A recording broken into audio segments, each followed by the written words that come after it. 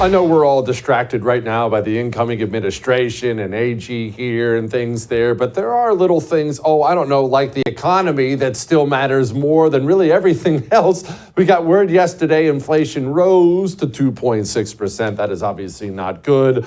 Budget deficit jumped to $257 billion. And that's not annual, that was October. So clearly things are not going all that well. We figured we should probably figure out what's going on, bringing in Peter St. Onge of the wonderful Heritage Foundation. Okay, Peter, I was trying to go through some economic numbers over the past couple of days to see where we're at, and to be frank, they're horrifying. But tell me if I'm reading this wrong.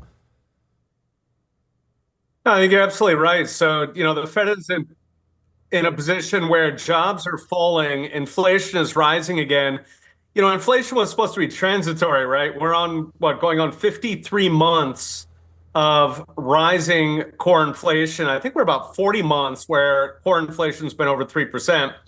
So that was transitory. Where the Fed is right now is that, in theory, what the Fed's supposed to do is to balance out economic growth and inflation.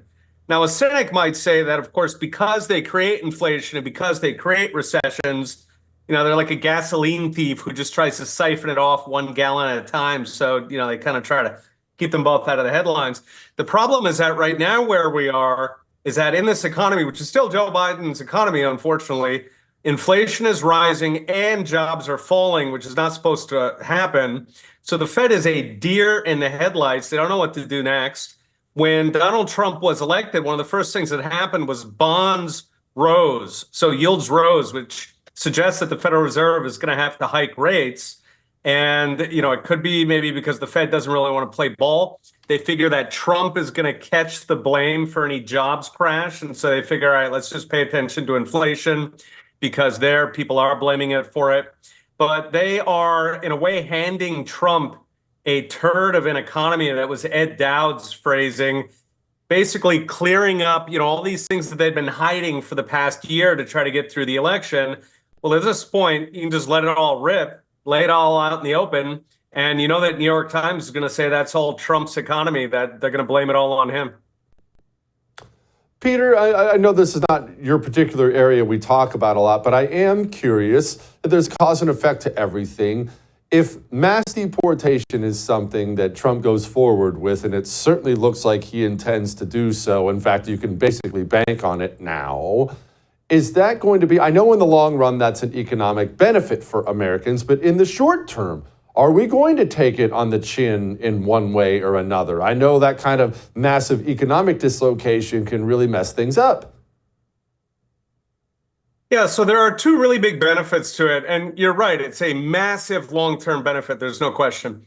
But if we're talking about the short run, there are two big benefits to it, which is that we don't have to spend all this money on migrants. So currently we spend something like 150 to 350 billion a year on them. That, of course, has to come out of debt nowadays.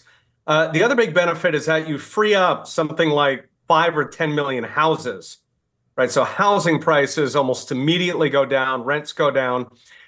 The bad part is that when Americans take those jobs, right, when the immigrants go home and they're not at the, chicken factories and they're not mowing lawns, when Americans take those jobs, Americans will not work for peanuts, right? They're going to want a higher wage. So that, yes, is going to feed through to higher prices unless we lay off enough federal workers that you then have a labor surplus, which trickles down. Now, you're not necessarily going to see bureaucrats mowing lawns, although I would love to see that. But if you suddenly have a bunch of released workers who were producing absolutely nothing, if you release them out, then that is going to cancel out even that effect. So personally, that's what I want. I want to send everybody home who's here illegally and fire millions of federal workers so they can take the jobs.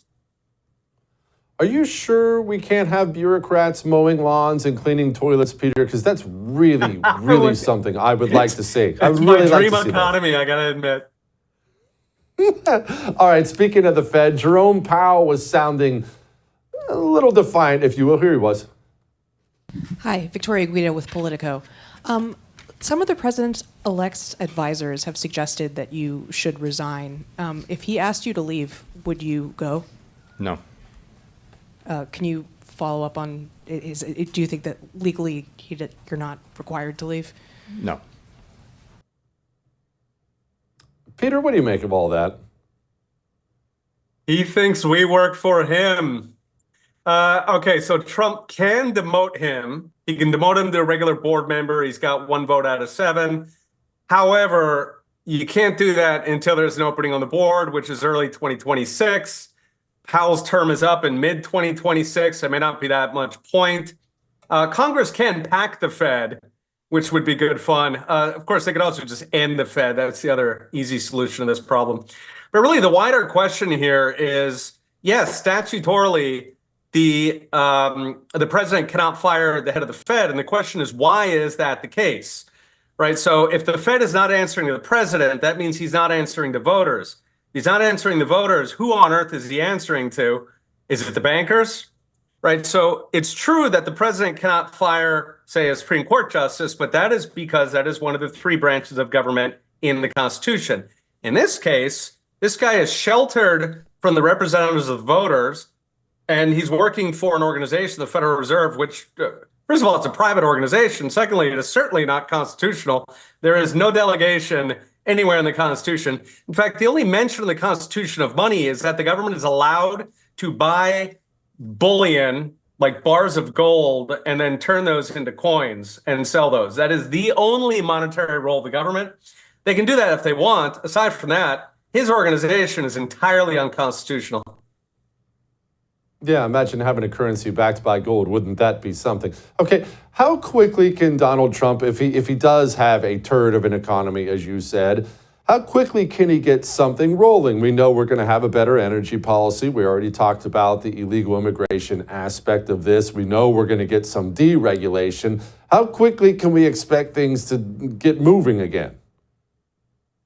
Yeah, so if we look at Trump 1.0, he knows the exact ingredient how to do it, right? You get energy production up, drill, baby, drill. You do tax cuts so that people have a reason to produce. People go back to work. People come out of the sidelines. They go back, find a job, start a business, and deregulation. So people are actually allowed to go out there and build a business, to invest. So we know the exact recipe. We know that Trump wants to do all those things. The people he's floating for Treasury Secretary, for example, is kind of a clue on what his priorities are. And people like Basant are just absolutely fantastic when it comes to those. They know the exact recipe. The problem is, are we already in recession? Are we on the edge of recession? Are we already in recession?